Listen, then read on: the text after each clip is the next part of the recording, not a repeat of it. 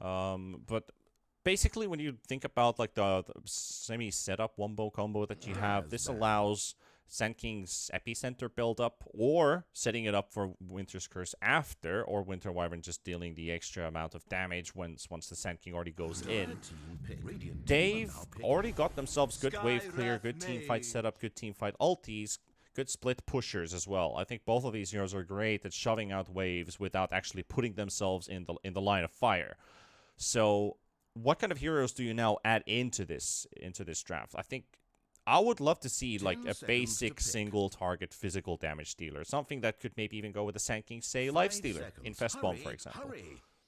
Um, I wouldn't want static heroes on Atlantis, like the Life Stealer. The reason for it is because we could expect the Broodmother to get an Orchid at some point. The way that the Broodmother works is that she controls an area, and we can see that Lilgun, they did buy an Orchid on it in previous games, so that's most likely going to be the build. So I wouldn't want a hero that is static. I want a hero that can, that makes a little bit more sense, that can do okay in the lane, and can provide some vision over the Brood jump it. So the Monkey King fits that scenario. This could be a position force. You're keeping things open, but this is the type of hero that I would like to see. Anything static, anything that needs to attack the creeps is only going to have a triangle at its disposal, given that the Brood will most likely overtake the part of the map, and then it's going to be really tough to deal with the Brood. So something that moves around the map, that can actually gank, that can be active, is something that I'd like to see a bit more.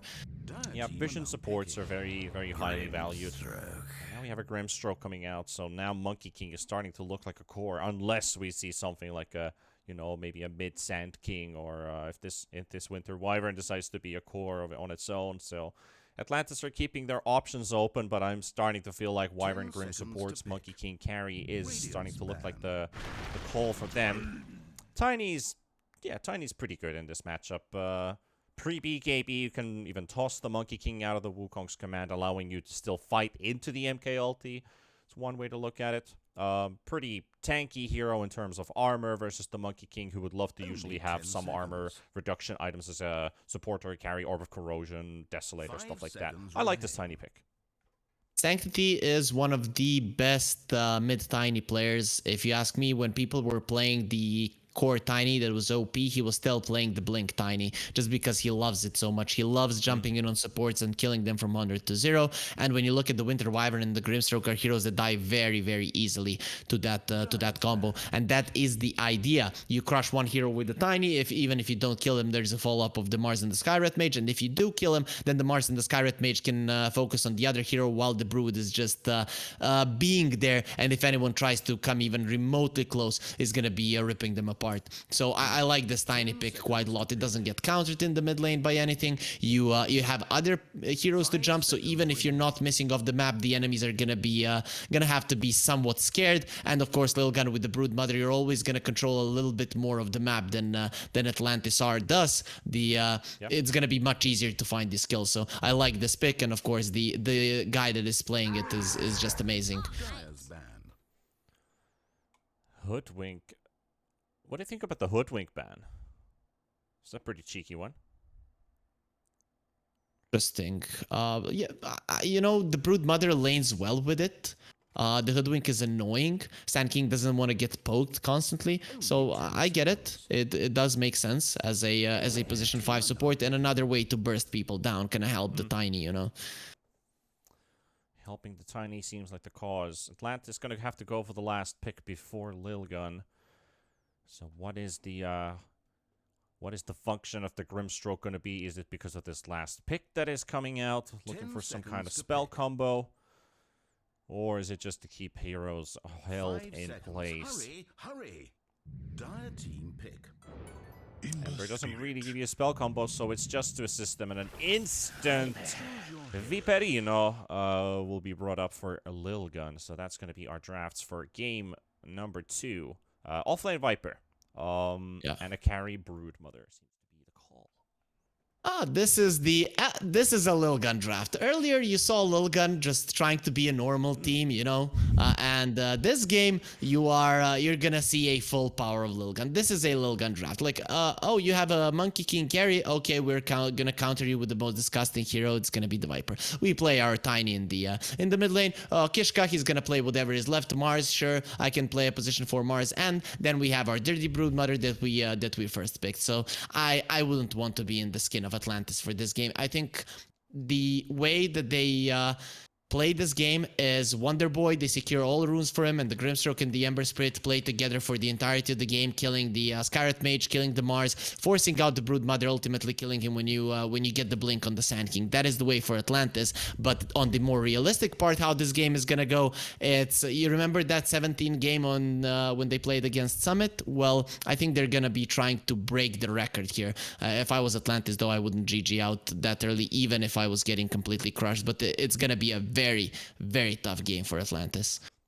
Yeah, experience is what you're looking for here, and Lilgun is the team to provide it as well for a team like Atlantis. But tough situation for them in terms of having to turn this series around. Requires a victory here to tie it up, to stretch it all the way to game number 3. Lilgun would like to close it out here and not leave any second chances, leave no survivors, no prisoners. Go on with their victory streak, extend that to 3 series, and go straight up 6-0 in map victories. That would be a great start for the season. Lilgun is the only team who has not dropped a single map inside the first 2 weeks. Well, like I said, they didn't even get to play Dota. Every single series, I think, was below an hour. I don't have the. I'm just gonna check. Yeah. Okay. No. Against MIPH, there was a game for 40 minutes. So that's really nice from Made in Philippines. But all of the other games have been really, really fast for the side of Lilgun. 26 minutes and 17 minutes against Summit. I watched that series. It was, I was like, okay, let me get a glass of water, and the game is over. So that usually people. At least they go prepare a sandwich, and they're like, "What has happened?" I literally stepped away from my PC for a couple of seconds, and it was gone. That's how fast they overtook it. Yeah, those are bound to happen. Statistical oddities might happen from time to time, but Lilgun has definitely been a very, let's say, I think we can all agree, deadly team for these first 2 weeks at least. But their real challenges are going to be later on during the course of this DPC, as earlier we talked about Army Geniuses, and we talked about Execration, and damn, even I have this lag that the players are talking about. So pay your bills, Panda. Something is up with the server for sure, because we're all jumping around. But yeah, back to Lilgun. Execration and Army Geniuses, their games haven't actually been scheduled yet, so those are most likely going to be at weeks 5 and week 6. And what would be better if all of these 3 teams continue to share first place? Those are actually going to be deciding games, who goes to Division 1 and who stays in Division 2, or if we maybe get some tiebreakers or something like that happening. So you love to see it. It's what really builds some kind of hype as well into these seasons, when you look at teams getting to decide who goes in and out on the final weeks of play.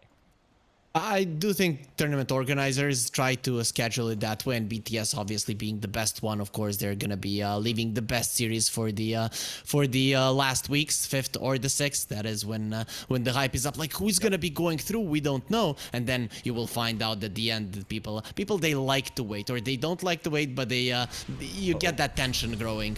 That's gonna be Wonder Boy at 100 movement speed. Viper spraying poison onto the Ember Spirit. To get some distance. Low comes out nicely from Ponyo.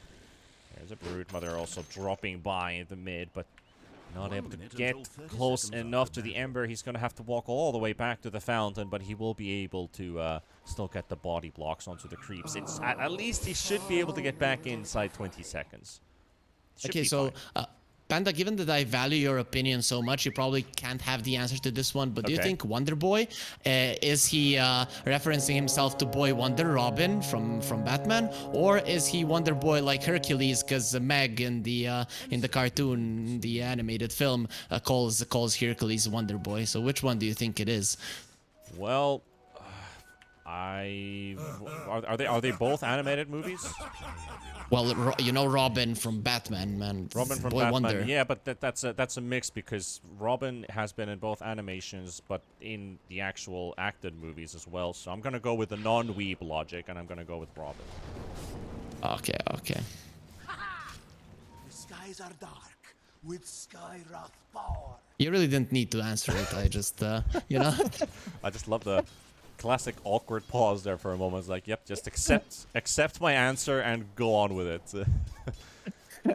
But yeah, lane swap. 4-2-3 goes into mid with the Broodmother instead. So we do see Sanctity playing the safe lane Tiny. Good idea. Get the XP on the Broodmother. He would love to get the solo XP anyway. Doesn't have to deal with the Sand King in the lane. And Tiny's a pretty good safe laner anyway. So makes sense. Makes a lot of sense. Yeah, the Broodmother is okay in the side lanes. You get 2 points in Insatiable Hunger. With the Silken Bowler, you can get kills. But the thing is, when the early mid game time comes, you just don't have as much presence as you have from the mid lane, because from the mid lane you're just spreading your webs everywhere, and from the top lane you're kind of concentrated on that side of the map, which is at some point still gonna be overtaken by the Sand King. So I'm definitely on board with the lane swap here between the two of them, and that is something that Sanctity and 4-2-3 tend to do. I'd say more often than other teams do so, because they're both comfortable laning in different lanes, especially when 4-2-3 is playing his very, very cool heroes that we all like to see, especially playing against them.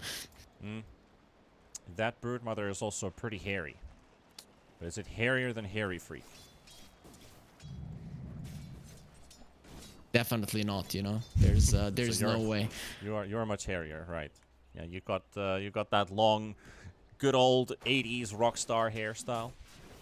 I was expecting for you to say luscious and beautiful, but okay, I can go with that as well. Top lane though, WS. Maybe she's Maybelline. I think that's the wrong quote we were supposed to say. I believe we both might need a quick chug of mate. Yeah. For sure, definitely. We are seeing some energy drops here, so it's very nice to share that. And from the awesome commercials that we get to see in in the pauses, we know that we're gonna have a lot of fun. Though I would really like if you're the one getting eaten, if it's not the problem. Right, sure thing. But I mean, I absolutely love that commercial. It's so weird, it's so awesome. I'm a big fan of all the stupid, like YouTube humor. Like stuff people are like, why are you, playing with audio files and making things sound so stupid, stuff like that. I'm talking about YTP. They're awesome. I love it. Absolutely love it. Ponyo, though, not gonna be as lucky. He loses his career and his life. And Monkey King, Mango Rose fighting all the way to the end, but it's gonna be a double kill in the end. So that's gonna be 2 kills going in for Lilgun, plus a courier on top. This is already starting to look painful for the side of Atlantis. I think they're gonna remain on the bottom of the sea for sure. We're probably not gonna see an emergence from the great city that was once lost, because this is not looking the greatest. We already talked about Lilgun and their ability to just overtake the game, with Sanctity on his Tiny being really good at hunting people, the Broodmother overtaking everything, and now even your bottom lane is going badly. Sure, that is how it's supposed to go against the Viper, but at least try to dodge those fights as much as possible. Yeah. On the other note, Atlantis, they try to be more aggressive. Oh, Ponyo. That's a risky route to take. Happy with the tip as well. Just throwing basic right clicks in between his 11 as well. He knows he's maxed out those poison strike stacks. So that's going to be another kill going for them. Farming and feeding off of the support. I mean, can you honestly get, like, when you really look at this draft and be like, how the hell are you playing both Viper and Broodmother in the same draft and not feel a little bit obnoxious about it? But it is a competitive game anyway, so you take what you can and you win with it. But if this was a pub game, these two guys are getting reported. But Sanctity goes down, so Atlantis getting their first kill and maybe even two. As Ace is about to draw. Kishka very coming low in. HP. Kishka. He's got the spear available. They've got the dust to slow down the Sand King if he were to Sandstorm. And there he goes. Gets the nuke out onto the Sand King, but he drops as well. And Mars is looking for either one of them. That's a lot of juking. That is definitely a lot of juking happening up both ends, but finally catching the Wyvern with the slow. Here comes Sanctity. Misses the spear, though. How are you going to catch a flying thing anyway? And there we go with the toss. Avalanche, still not enough. The raindrops are going to be soaking up that damage. The slows are there, but finally, Sanctity puts an end to Ayat's life. And that's going to be a bottom kill as well, because Mango Rose falls to 11. And the Viper finds a 4th kill. Radiant's middle tower is being Yeah, and the Monkey King TP'd to base. He TP'd to base. This is a 2 versus 1 lane. The Viper is level 6. The Monkey is level 4. Kishka is going to be staying around the top part of the map. He might be stacking. He might be looking to get kills. It doesn't really matter with him missing on the map. It's going to be impossible for Atlantis to be aggressive. They got 2 kills on the top lane, but now with this rotation of Kishka, they're going to lose all 3 of the lanes. And, you know, the bottom lane quite heavily. The mid lane, at least, they're keeping themselves in it, but it's not going to stop the Broodmother from munching down on supports. bounty. Yeah, Brood is just going to be playing PvE for now. Just focusing on farming, getting the Orchid timer. And as soon... I mean, as long as you're still on the timer to build the Orchid... Yes, I have learned this from you, my friend. You are going to be a force to be reckoned with. If you don't hit the timing on the Orchid, you're not nearly as scary as you're supposed to be. Yep, that's why we see only the Boots of Speed for now. He's not going to be upgrading it. Some Broodmothers even skip it. I've even seen 423 skip it a few times this time around. He wanted to go for it. What's going on in the brains of Brood players, I don't know, but what's going to be going in WS? Is he just crawling with spiders? I guess that's also an option. Sanctity has the tree available, so slap one hit and throw the tree right after. Secures the last hit onto WS. Sand King down. 7 kills for Lilgun now.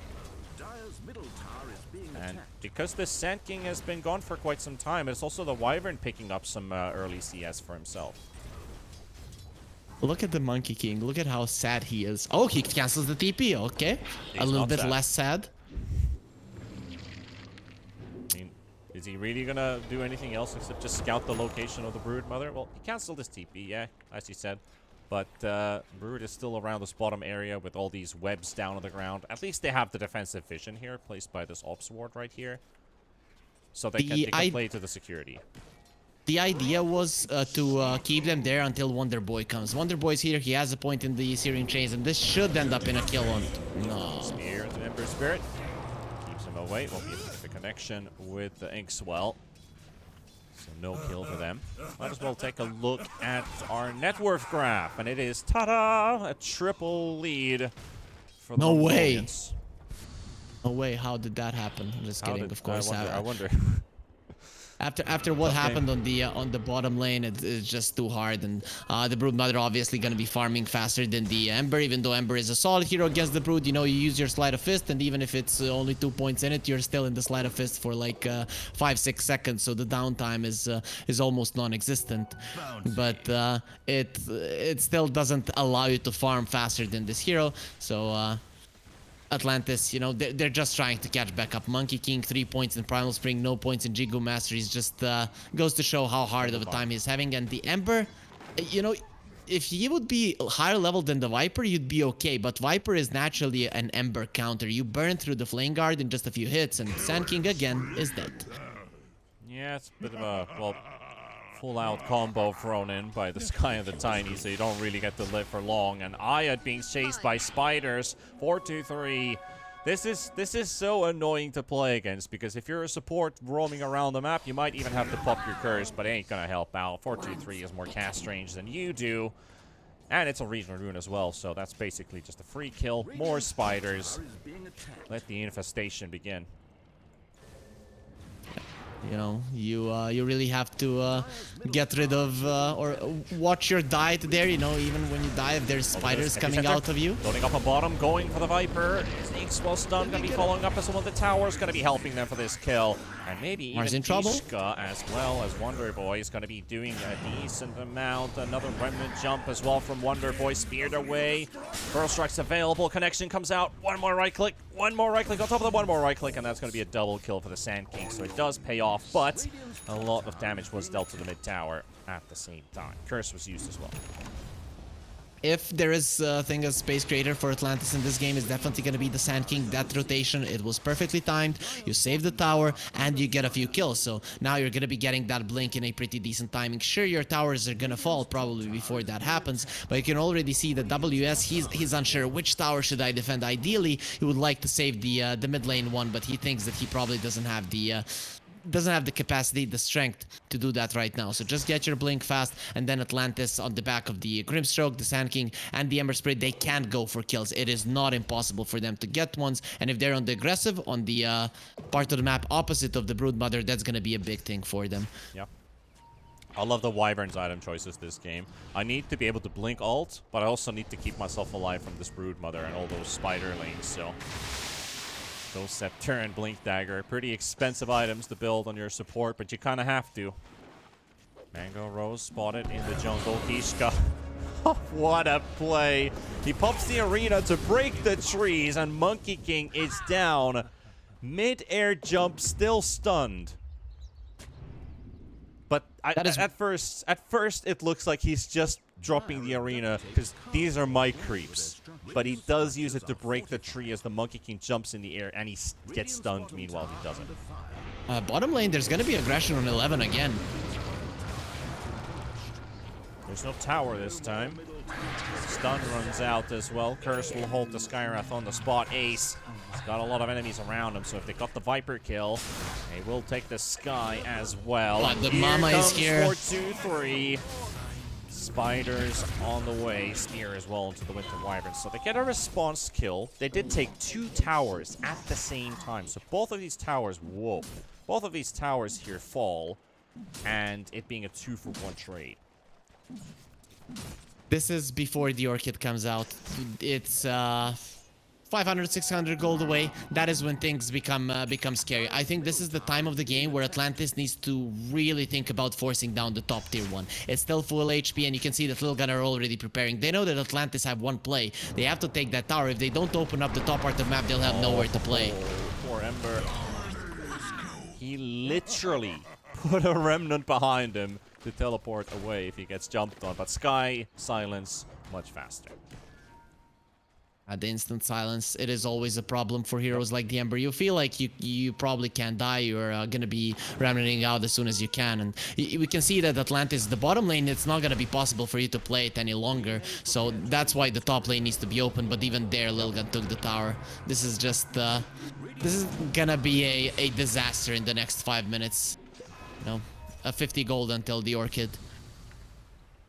Tough situation to be in if you are Atlantis. Nowhere to go, really. I wonder what the 188 bet odds are saying at this point, because they're probably showing a very one-sided theory here for Lilgun. Atlantis going for the 3-man smoke. Ayad, Ponyo, WS. Kishka is going to be in between if they run into the Mars. They should still maybe catch 11 here. That would be a good kill. On shutting down the Viper, and maybe you get a kill for Mango Rose. Looking for the last hit, we'll get it. Another kill closer towards his battlefield. You know, Panda, speaking about 188 bet, I'm actually surprised we get hired with that sponsor, you know, because I'd fire myself because every single one of our predictions is spot on. You know, right. So yeah, we would never want to say anything that might give an indicator for somebody that we might be right or might be wrong. As Kishka gets blown up. That's a lot of spells being used. Double remnant jumps, epicenter burnt. They still have the curse though. That is an Orchid Broodmother, and if 423 ever gets the moment to jump on top of this Winter Wyvern, he will do it. okay, Atlantis doing a good job that they are being aggressive. So given that they couldn't take the top tier 1, giving away their big jungle completely to the side of Lilgun and allowing the spider to farm there, it's not going to work out. You can't just run in there, it's too dangerous. So what you do is you fight around the mid lane. If you're pushing out the creeps in the mid lane, Lilgun are bound to show themselves, and that is when you react. If the Winter Wyvern is behind the Ember Spirit, there is a good chance that you will survive even with all the magical damage going through. So I'm liking what Atlantis are doing right now. It's a bad sport for them, but they did manage to win a few fights, force people around the mid lane towards the bottom lane, and now open the top part of the map for them, where is the place that you want to get your Monkey King back into the game if you secure this tower now. Yeah, and that Battle Fury is definitely going to be a piece that will help out Atlantis, at least in controlling the Broodmother, clearing out the Spiderlings. That will save your supports, basically, Dire's top tower is if that under ever siege. were to happen. Thank God. Your brother just died. Courier is gone. I mean, the panda, you know. Dire's top Poor tower panda. is destroyed. Well, there's Radiant's bottom tower There's under not fire. too many of them in the world, so I guess I'm not sure if that's a good thing from my perspective. From anyone's perspective, you know. Yeah. Lilgun. Tower is being attacked. The end justifies the means. It seems to be the case for them. Look at 423's next item pickup here. Dire's top tower is being attacked. I Nah, kinda like this. I kinda like this. Dire's I mean, top tower if is under Atlantis don't get the jump kill immediately at the start of the fight, they've lost the fight. I still think he's gonna change it because the BKB pretty much does the same, but better, you know? So, I still think BKB would be much better for him if he would like to survive. There is a potential to die from 100 to 0, but considering that you are controlling the big chunk of the map, there's only a limited amount of smokes that Atlantis can use. At some point, they're gonna run out of smokes and they just won't be able to do so much. So I think that he's probably gonna change that up to a BKB, though. Who knows? Could be. But doesn't that actually counteract the curse in its duration? Because if you get cursed and the Aeon Disc pops, doesn't the duration just kind of drop? True. On the other hand, if they curse your friend next to you, they don't really care about the status resistance. So I'm surprised by it. It would be cool to see it, a second item Aeon Disc on the Broodmother, but I think that it's an overkill in terms of defending yourself. That is just the case. I think the BKB would do a good enough job, and it is an item that 423 tends to go for. I guess it has something to do with the way the rest of the team can then play. If the Brood wants to play more aggressively in specific scenarios, and that would open up basically we've got the blink on the Tiny now, we're going to be getting a blink on the Mars at some point as well. So I guess all of these things maybe add up to the reason why he wants the Aeon Disc above the BKB. We'll He see bought once an Ogre Axe. Oh no, that's the Tiny. What did the Broodmother buy? Nothing. Nothing, Essence Ring. just an Essence Ring. Oh, he bought the Arcane Boots. Okay, so he's committing for the Aeon Disc. Okay. Interesting. Interesting for sure. I can't say that I've seen it, though 423, if there's a guy that has played more Broodmother competitive games in the past year or so, I'm guessing there are people that have played more, given that he wasn't on the scene that much. But overall, this guy knows what he's doing. He's probably played a billion Broodmother games in pubs as well. So it does make sense that he feels that they need it. He is probably going to be their frontliner, considering that the Viper went for an Atos. I expected him to get a first item BKB as well, though the second item will be he will be going for it. Yeah. What I also kind of like about this this Tiny here is now that you've hit the Moon Shard plus the Shard timing, you have entered Flash Farm mode. So this guy will clear out camps, including ancient camps, super fast. And he's already 12,000 net worth, 18 minutes in. So if you thought Brood was the problem, you gotta deal with this Tiny. And Ayat in the front line as well, under vision. But a moment's lapse there from Sanctity allows the Wyvern to blink to safety. Vision on the high ground, Viper's there, Sky's there as well. They do not know about the lingering threat until now. Sentry down for Vision. And kill the Wyvern. Solid kill, you know.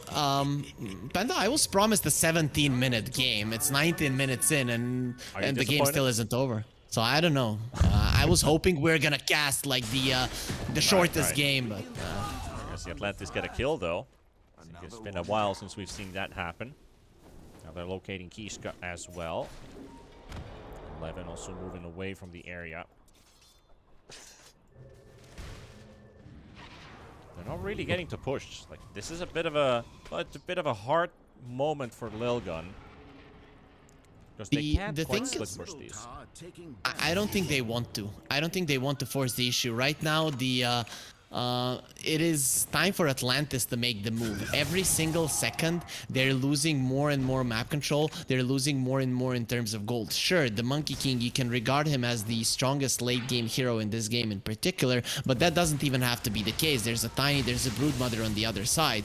So I'm thinking right now what Lilgun want to approach is, come on Atlantis, go for us. Come on if you dare. And they're just controlling a bigger chunk of the map. I like that Atlantis are split pushing, but with a Sand King, Ember Spirit, plus a Grimstroke, these are killing heroes. And that part of them you are not utilizing. And it's gonna come to bite you later on when you use all of your spells and the hero just survives because he pops his BKB or has an Aeon Disc on the Broodmother, which is probably something a bit more bizarre that you weren't expecting, but it did come out. Radiant's bottom tower is being attacked. 21 minutes now played. We have ourselves an 8,000 gold lead for Lilgun. Radiant's bottom tower. Even if the kills are 14 to 10, this has been full-on map control for Lilgun. Doing whatever they want. We've got these spiders roaming around everywhere, giving a lot of visions, showing exactly where Atlantis is moving at the current time. So we're able to finish off the bottom tier 2 tower. Outpost will be taken. Instant smoke. Let's see what they can get with this. See, with these spiders, this is how you take over the world. You reproduce and you send your kids everywhere. And you know you're gonna have an army and vision every single time. And now Kishka, he sees everything. Ow, Ember. Beautiful target as well to grab Sanctity. Gonna be there before the Inkswell. It doesn't even get to pop. They don't even get the Inkswell to pop by the time he's already dead. Oh, man. Well, that just tells, it doesn't change anything if it does. I'm just saying, the duration being that long and still being able to get all the way over there. Mango Rose being surrounded by Kishka and Ace. It's the supports bullying with the Monkey King. BKB forced out while they're taking Roshan at the same time.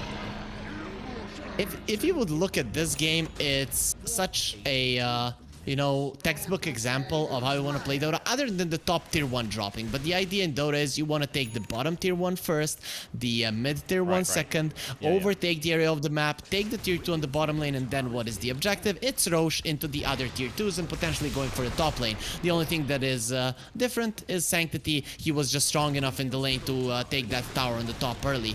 But just everything systematically being taken by the side of Lilgun. They spread out the spiders, they get vision, they jump. They fight only when they want to, and then they continue farming. The thing is, between these things, Atlantis should be doing something to slow it down, even if it costs them a kill. They basically were pushing the advantage with 3 heroes down to mid while they were split pushing 2 lanes simultaneously, top and bottom. So they were hoping to catch somebody off guard, but they were just a little bit too late. They could have actually caught Sanctity and maybe burnt the Aegis because he was alone there for a moment, but they might get a second chance for it. Because Sanctity is walking into Ponyo. He will kill them all. Wonder Boy, they're like, let's get out of here. We don't want to be here. DPs are kicking in. We've lost the Grimstroke. And that's exactly what you do. You see a big rock elemental guy walk towards you. You don't challenge it. Epicenter being burnt, though, and it's going to go on the Skywrath. Sanctity getting to bully WS here, but Tiny's not going to let go of his prize that he's found. Form of a Sand King. 3 punks walking out and like, we're gonna beat someone up, and then you run into Dwayne Johnson. That's what it looked like for, and you just run away. Like, this is not the guy that you want. then you find the Skyrat Mage. Okay, this guy is skinny. Let's get him out, and you do pay with your life because his big friend was still around. So definitely not the easiest target. But Atlantis, they had an idea. It's just the wrong hero that they ran into. Yep. It's about to get burned, but not quite all the way, as the tower hits will be blocked by the Colosseum. ring blazed down by the Mars. And there's the curse and Broodmother to finish things off. Yup. Support Mars down. They did use all of the spells though. Divide and conquer. That is the idea. Given that your enemy is much stronger, you need to use your mind, and you know, pinning them against each other is definitely gonna be the way to go. So having the Winter Wyvern on your side is gonna help. Though again, nothing is changing in the grand scheme of things. It's just that Lilgun are still systematically taking everything. Now they took the mid lane tower, and the last outer tower is gonna be the top one. Atlantis hasn't given a big team fight, but that is the tower where you're gonna have to. The problem with the way that the game is going is that Lilgun are gonna set themselves up for success. They'll push in the bottom lane and then come over, or get a pick off and then come over. It doesn't really matter. They can choose. Yep, there's not much left of a Sand King after that poison, plus the vessel as well, so there's really nothing left. And they found a solo Grimace kill food. on the Ember Spirit as well. Now the spiders, well, Mango Rose is going to be there, but still 4-2-3 snipes him. Radiant's middle tower is being attacked. Now they're going to start looking to take down this top tier 2 tower, which is the final outer tower, the outer rim of the defense line of Atlantis. Lilgun is pushing the advantage already. They're taking mid-racks with the lead of Sanctity being in the front line. And with all these heroes dead, they can do whatever the hell they want at this moment. Hyatt has burned the Aegis off of the Tiny. A lot of tick damage does kick in. Plus the tower slapping a couple of hits as well. But 15 HP and missing the Burrow Strike, and the Sandstorm's going to get the last hit. Calculated by WS, and Yeah. the problem is you can't kill him again. Now he's full HP. This is what happens in Dota, so it should be a lesson to all of the teams, even to the pub players. If you're allowing the enemies to get every single objective around the map whenever they want, this is what's gonna happen. You're just gonna lose the game. There wasn't much brawling in this game. You really didn't have a single team fight. You didn't have a single aggressive move. You didn't get to play Dota, and you still lost because you dodged your enemies at every single point. It just goes to show, even if you're weaker, you have to find ways to fight. You have to find ways to force something out of your opponents, or they will just take everything they wanted every single time. And at some point, you know, they're gonna be so much stronger than you, they're just gonna walk up and you won't be able to do anything. That is what just happened. So Atlantis, when they're forced at the into the corner, they'll go for a smoke, and they have their timings with the Monkey King BKB, but he isn't even there. Monkey King teleports away just before the Mongolians arrive. He's coming to get there. There's an Orchid cast as well on the Ponyo. Take down the Grimstroke, 4-2-3. We'll run into Wonder Boy and WS, but that's going to be a lot of money for the Sand King. Caught in They're the spider rooted. web. Yep. Nowhere to go. Here comes the Viper as well. Ulting the first Spirit. Right-clicking through. The damage is almost sufficient, but not quite enough. And the BKB is popped by Sanctity. And Mango Rose loses the 1v1 as the melee racks are down as well by Sanctity. Oh boy, that's your carry down for 60 seconds. Did you see there on the top lane where they were killing the Ember, or in the end he doesn't die because the TP? Kishka was just staying next to them. If he gave in one right click, it would have been nice, but I think he's starting to feel bad. When you pick a Viper and the Broodmother against the enemies, you know, at some point you start feeling bad. Sand King dies outside of the arena, but the hitbox is too big. Colosseum is a big place, so... Ishka, can Wonder Boy snipe him? Oh, doesn't get close enough with the Slate. Unable to finish off the Mars. That just leaves us with one more lane to go. 11 is already making his work towards this tier 3 tower. Slowly corroding all that rock. Here comes Sanctity. He's ready to go, and he's finally found the catch on the Wyvern. The one he's been looking for maybe 3, 4, maybe 5 times this game. He finally gets his Blink Stun to connect without the Wyvern getting away. And that is Mega Creeps at the same time as well. Well, not really. Range Rack's still in the bot lane, but it doesn't matter. Not in the eyes of Lilgun. Okay, the idea now for Atlantis, they have a new goal. Last more than an hour against Lilgun. They only need 1 more minute, so I think Panda that they might actually get it. So it's getting quite tense right here in game number 2. There's a race to the finish line. WS goes in with the BKB. Epicenter's going to be popped as well. Mars about to drop the A on this. Drops for the first time on the Brood Mother. And Mango Rose attempting to keep them inside the Wukong's command, but they don't have anything to hold them in place. And the Sand King is slowly dropping as 11 burns him down. There we go. It is just a big charge from Lilgun as they close out one more. There's a curse onto the Brood Mother, and that will be the death, the first death of the Brood this game. Instant buyback from 4-2-3 as well. Let's finish up this game right here, right now. Lilgun continues to press their advantage. 11 slowly slaying Ayat inside the fountain.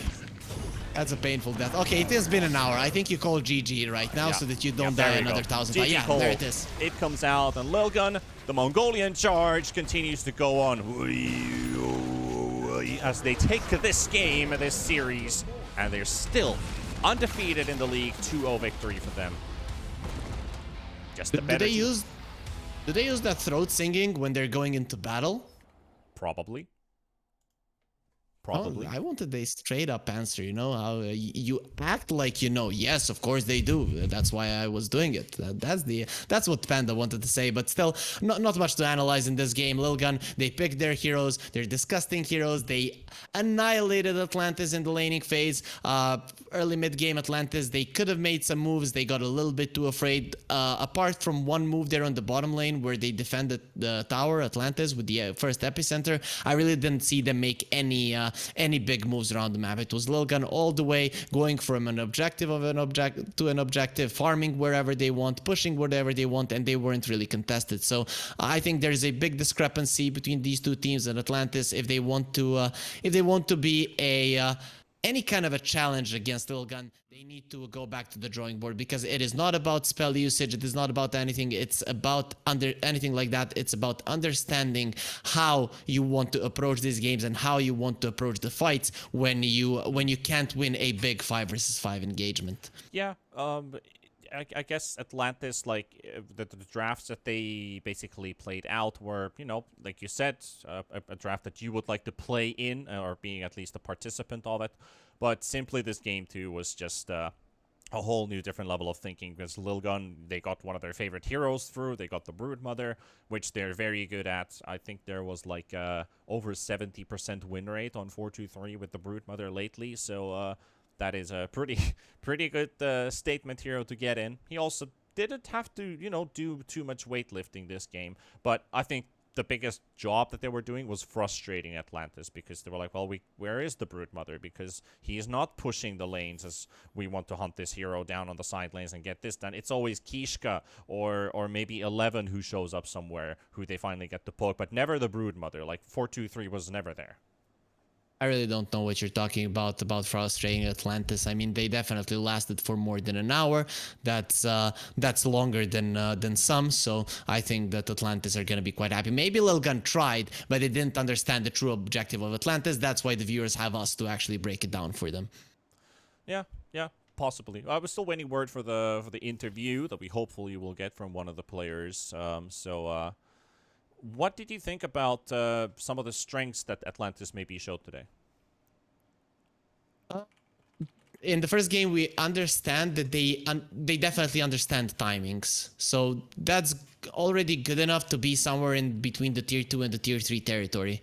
That is the main thing. So they have mechanical skill is there. So they have a predisposition to get better. Right now, when you get to this point as a team, it's more about watching replays and discussing the games, watching the other teams that do better and discussing those plays. You don't watch the games necessarily that you lose, or if you do, you watch it from your opponent's perspective and see what they did. So you're not analyzing your gameplay and stuff like what we did right, because all of those things they know, but you're trying to see how to use that to your advantage. So they definitely show that they have a basis to be a solid team, but they need to work on it for sure. There's a lot of work to do, yeah. But Atlantis, at least, they're still 1-2 with that one victory under their belts against Neon Esports. Neon, who's had a pretty rough start to the season anyway. I think Atlantis has something to learn from this series. maybe small things, maybe put into their perspective on how they played out the lanes, and especially game one. What did they do after? I think that's something that they can still kind of take as an advice for themselves and see if there's some things that they didn't want to do. Was it down to one or two mistakes? Was there something going in with the comms where they had a hunch on something and it didn't happen? Or did they make a wrong move? Because those are things that usually hinder your ability to see the full picture. But it's also a possibility, like when you sit into the player's mind and see, is this what he really wanted to achieve in that specific moment, or did something happen which prevented some B plan from happening? Those are the kind of things that Atlantis may be looking at. But I think game one was a good indicator of that. Game two was just out of this world, I guess you could say it this way. Yeah. From game 2, you understand against Lilgun, you ban out the Broodmother. That is the first thing that comes to your mind. But something that is a problem for the teams, you understand the when, but you don't understand the how. And that is what separates Tier 2 from Tier 1 teams. Some Tier 2 teams are even getting the idea of how to do something in the game. Right. It is a broad example, but you can definitely work on that one. Well, we're going to take a tiny break in between. We're still waiting for a word on an interview, so we shall return in a couple minutes. And if we have an interview, if we don't, we'll be back on camera once again, so we'll be back in a few minutes. Welcome back, ladies and gents. We've returned, and we did manage to find one of the players for an interview, and it is Ace from Lilgun. Congratulations. Pretty fast 2-0 series for you guys today. Yeah, thank you very much. How did you feel about today's series? Game 1 seemed like you guys had a good package going on, and Game 2 you got to pick your Broodmothers and your Vipers. Were you happy with your drafts today? Yeah, it's like we are kind of hiding like our best strategy. Like today we were just confident to win them, so we just played the game. Yeah. It did seem like you guys were having a routine performance today in terms of that. Outside of Dota, I actually want to start off with a bit of a fluff question here. I've been, because this is the first time I actually get to talk with a Mongolian player, I've been practicing throat singing for like maybe a year or 1.5 years now. Do you guys ever use Mongolian throat singing when you're charging into battle, or if you win a team fight? Do you guys go nuts, or do you do something with it? It's like kind of hard, and we can't do that. Oh, really? All right. It's Mongolian traditional thing, but it's hard to learn. Yeah, it definitely is a bit difficult. People can do that, but we cannot. Right. That's so cool. How did you know about the throat singing? Like, how did you learn? I mean, I have some music background. Like, I used to be a singer, and I used to be like a death metal growler. So I kind of learned to make this vibration with my sound. And I heard from a couple people, like, have you ever tried throat singing? And then listened to how they do it, and it's super difficult and very hard. But I just, sometimes in casts and stuff like that, just throw it in. So I was genuinely asking you guys, like, do you is it like a common thing for somebody to know that skill, or is it something that really requires talent? Because for me it took like a year to learn it. I think it's like a talent required thing. Yeah. All right. Okay, I'm gonna save you here from Panda and his singing for a second. So congratulations on the victory, Ace, for sure. I've been following you as a team for a long time, big fan, and I always liked how you play these Broodmothers, Lycans, and drafts like this. But today I saw you play a really basic draft really well. I've seen you were working on that quite nicely, just playing common drafts. Now you said you're saving some strats. Do you think that you guys are getting better at basic Dota, just normal heroes, nothing out of the ordinary, just basic Dota? Are you getting better and better into it? What is your opinion on it? Like, we are getting better and better. Like, I think the Division 2 is just easy for us like now. So maybe next season Division 1. We're gonna see just actually how good you've gotten, right? Yeah. We have been like increasing. Yeah, and one fun question also: do you sometimes feel bad about the enemy team when you pick a Broodmother and the Viper, or is it just another day at the job for you? Like, I think like people are kind of disrespecting us, like no, not banning Broodmother. So we want them to ban Broodmother for the next game. Yeah, You don't ban Broodmother, you suffer. Yeah, that's a good one. yeah. Yeah, for sure, for sure. All right. Well, I don't think we have too much on our minds here. We're gonna let you off the hook. Is there something you want to tell to all the Lilgun fans out there? The stage is yours, my friend. No, it's like there is nothing to tell now. Like it's sure we can go to Division 1 now. Like All right, so you're just keeping it smooth for now. Yeah. Just do the routine work and go on. I like your attitude, man. Thank you so much for taking the time for the interview, and congrats on your Okay. 2-0 win. Okay, thank you so much. Thank you. Take care, man. Bye. All right, so there we heard from the thoughts of our support player Ace 12. Pretty good Sky performance as well in general, and like you said, routine. You know, another day, another routine mission kind of way to take the day. He's very confident, and I like that because I think Lilgun, usually they're a team that when they start winning, they start crushing everyone, and when they start losing, they kind of need time to get themselves back in it. So I'm really glad that they're confident, they're keeping their energy high, and they're aware, or at least he as the position 5 is aware of the strength of their team because they're really looking amazing right now. I would argue that in the BTS Pro Series just like a month ago they weren't looking as hot, so I'm really glad that they upped it, they upped their performance, and they're aware just how well they're playing.